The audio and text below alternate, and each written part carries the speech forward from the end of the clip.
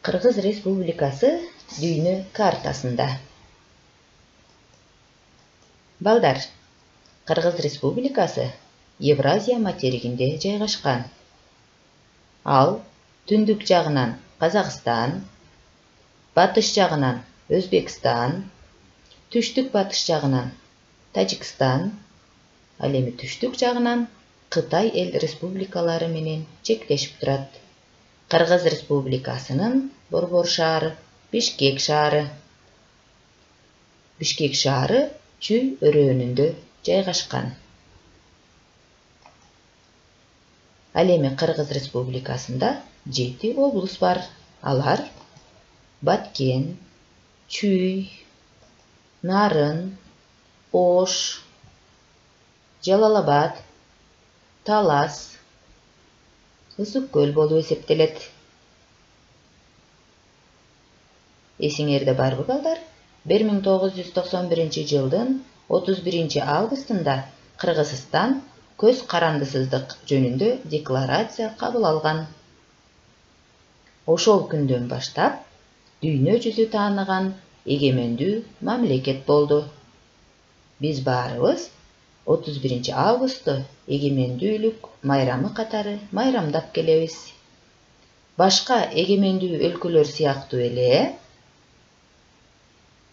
биздин өлкөбүз дагы өзүнүн туусун, гербин, гимнин кабыл алган. Булар биздин мамлекеттик символдорубуз болуп эсептелет. Булардын кабыл алынган күндөрү эсиңердеби? Анда эсиңерге түшүрүп көргүлө өзүңөр. Билесиңерби балдар? Дүйнө элин биздин Кыргызстандын жаратылышы, башкача айтканда, коруктары, маданий, тарыхый эстеликтери кызыктырып келет. Кыргыз Республикасынын экономикасынын маанилүү тармактарынын бири бул туризм.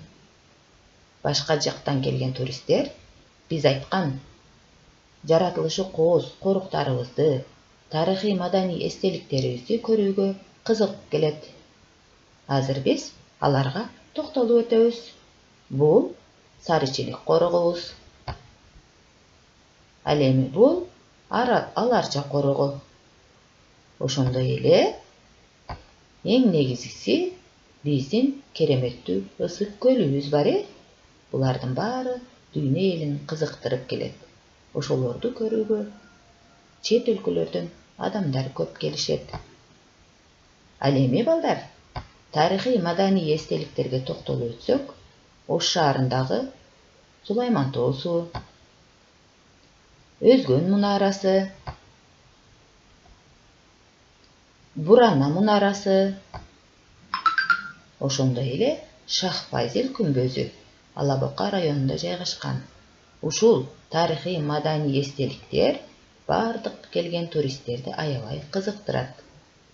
Биз азыр тарыхый маданий эстеликтердин негизгилерин гана атап өттүк.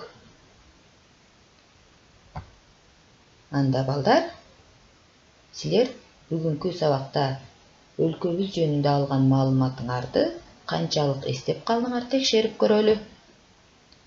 Биринчи тестибиз балдар. Кыргыз Республикасы качан эгемендүү мамлекет болгон? 1991 жылы 1 августта, 1991 жылы 31 августта, 1989 жылы 23 сентябрда. Кана ойлонобуз балдар? Ооба, 1991 жылы 31 августта өз алдынча эгемендүү мамлекет болгон. Анда кийинки сурообуз. Кыргызстанга чектеш өлкөлөрдү ата дейт. Анда А варианты Тажикстан, Кытай, Өзбекстан, Россия. Казакстан, Өзбекстан, Кытай, Турция. Казакстан, Кытай, Тажикстан, Өзбекстан. Кана балдар, силердин оюңар боюнча кайсы өлкөлөр менен чектешет?